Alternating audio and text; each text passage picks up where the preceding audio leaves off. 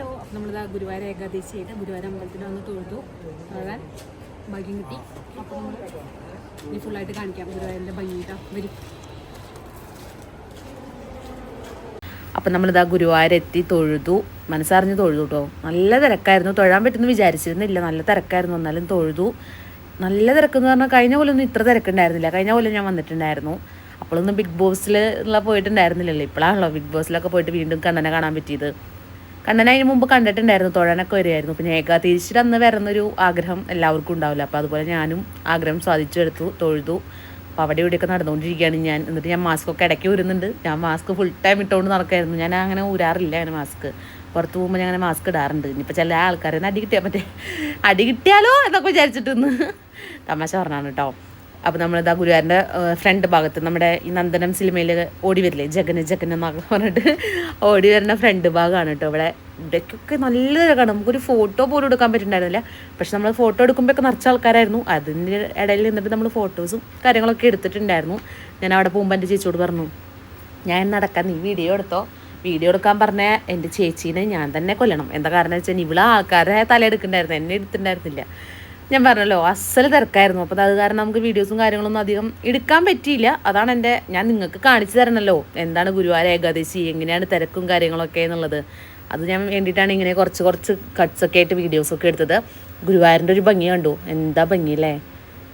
നല്ല ലൈറ്റിങ്ങും അതുപോലെ തന്നെ പൂമാലകളും കാര്യങ്ങളൊക്കെ ഇട്ടിട്ട് ഞാൻ ഫുൾ വീഡിയോസും കാര്യങ്ങളൊക്കെ എന്നെ കൊണ്ട് മാക്സിമം ഞാൻ അവിടെ ഇവിടെയൊക്കെ തിരിഞ്ഞെടുക്കുന്നുണ്ട്. അപ്പോൾ ഇവള് പറയുന്നുണ്ട് മതി എന്നെ കാണിക്കേണ്ടടി എന്ന് പറഞ്ഞിട്ട്. അതുപോലെ തന്നെ നല്ലൊരു കൃഷ്ണൻ, കഴിഞ്ഞ കൊല്ലം ഈ കൃഷ്ണൻ വന്നിട്ടുണ്ടായിരുന്നു തോന്നുന്നത്. ഈ കൊല്ലം കൃഷ്ണൻ ഇങ്ങനെ ഗോൾഡൻ കളറിൽ സ്വർണ്ണത്തിൻ്റെ കളറിൽ മുങ്ങിയിട്ടാണ് കൃഷ്ണൻ വന്നിട്ടുണ്ടായിരുന്നത്. കൃഷ്ണൻ്റെ ഫോട്ടോസും അവിടുത്തെ ആ കൃഷ്ണചേട്ടൻ പോയതിൻ്റെ പിന്നാലെയാണ് ഈ കൃഷ്ണന്മാരുടെ ഫോട്ടോസും അതുപോലെ സുബ്രഹ്മണ്യൻ്റെ ഫോട്ടോസും കാര്യങ്ങളൊക്കെ സ്ക്രീനിൽ ഇങ്ങനെ വരുന്നുണ്ടായിരുന്നു. എല്ലാം കാണാനായിട്ടൊരു പ്രത്യേക ഭംഗിയാണ്. നമ്മൾ ആ ഒരു ഗുരുവായൂർ വന്ന് ഇറങ്ങുമ്പോൾ തന്നെ നമുക്കൊരു പ്രത്യേക ഒരു ഫീലാണ്. തൊഴുതിറങ്ങി കഴിഞ്ഞാൽ വേറെ ഒന്നും പറയണ്ട, അതിനും നല്ലൊരു ഫീലാണ്. എന്തായാലും മനസ്സറിഞ്ഞ് തൊഴാൻ പറ്റി. അപ്പം എന്തായാലും ഈ വീഡിയോസും കാര്യങ്ങളൊക്കെ കാണുക, ഇഷ്ടപ്പെടുന്നെന്ന് വിശ്വസിക്കുന്നു. ഗുരുവായൂർ ഏകാദശി കാണാൻ നിങ്ങൾക്ക് കുറേ പേർക്ക് ആഗ്രഹം ഉണ്ടാവും. അതുകൊണ്ടാണ് ഞാൻ ഈ വീഡിയോ ഒക്കെ മാക്സിമം എടുത്തത്.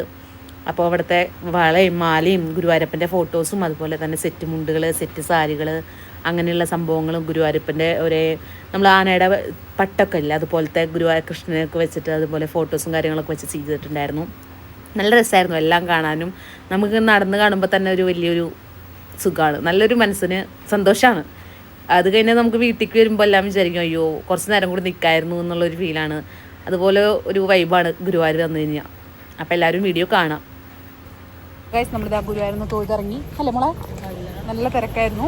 ഞാൻ മാക്സിമം എന്നെ കൊണ്ടാവുന്ന വീഡിയോസ് ഞാൻ കാര്യങ്ങളൊക്കെ എടുത്തിട്ടുണ്ട്.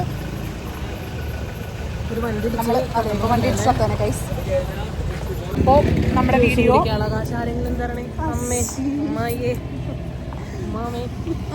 ഞങ്ങൾ എൻ്റെ അമ്മയ്ക്ക് ആൾ രൂപം വെക്കണം എന്നുള്ള എൻ്റെ ഒരു കോൺസെപ്റ്റായിട്ട് ഞങ്ങളിവിടെ വന്നതാണ്. പക്ഷേ ആൾ രൂപത്തിൽ പുറത്തേക്ക് ഇറങ്ങിയത് എൻ്റെ ഭാഗ്യം കൊണ്ടാണ്. അത് ഞാൻ അമ്മോട് പറഞ്ഞിട്ട് അമ്മയ്ക്ക് മനസ്സിലാവണില്ല. ആൾ രൂപം വെക്കാൻ വീട്ടിൽ വരണ്ടെന്ന് പറയണേ.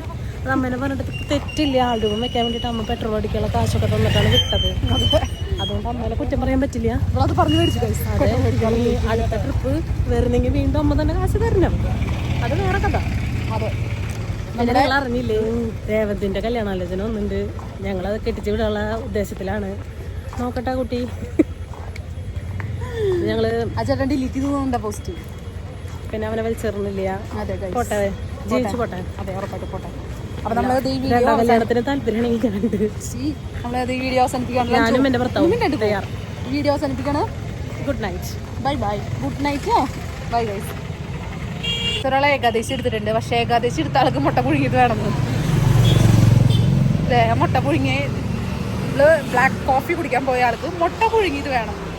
ഹലോ, ഹാസ്യത എന്താണെന്ന് അറിയാത്തവളുടെ അടുത്തൊന്ന് വർത്താനം ഫലിതപ്രിയാണ്. കുട്ടിക്കൊന്നും അറിയൂല. ഇതൊക്കെ പറഞ്ഞു ബോധിപ്പിക്കുന്നത് ഗൈസ്. നേരം ഏകാദശി വ്രതം എടുക്കാന്നുണ്ടെങ്കിൽ എനിക്ക് ഇനി കൊടുക്കാം.